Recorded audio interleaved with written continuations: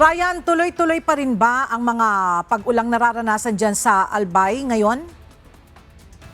Yes, Ella, magandang tanghali. Simula pa kaninang umaga hanggang ngayon ay tuloy-tuloy ang nararanasan naming pag-ulan dito, partikular dito sa Legazpi City, Albay. Ella, malaki ang posibilidad ng lahar flow na maaaring makaapekto sa mga lugar na malapit sa Bulkang Mayon dahil sa dami ng tubig na nagmumula sa itaas ng bulkan na nakakatulak sa mga volcanic materials pababa. Ayon sa Philippine Institute of Volcanology and Seismology o PHIVOLCS, ang mga pag-ulan ay maaari ring magdulot ng mas maraming rockfall events dahil itinutulak ng tubig ang mga bato mula sa bunganga ng bulkan pababa sa dalisdis.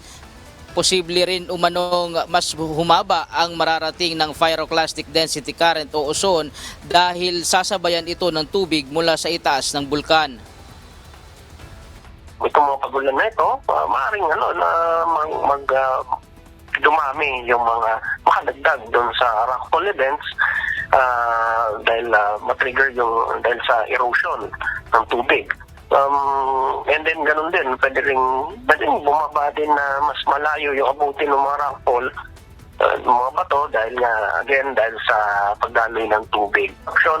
Dahil nga yung mga previous eruptions ng ngayon nagdulot ito ng mga deposito sa paligid ng bulkan, pwedeng maging lahar yun kapag mayroong tayong mga unusual or ganito mga pag-ulan at mga bagyo sa Albay province.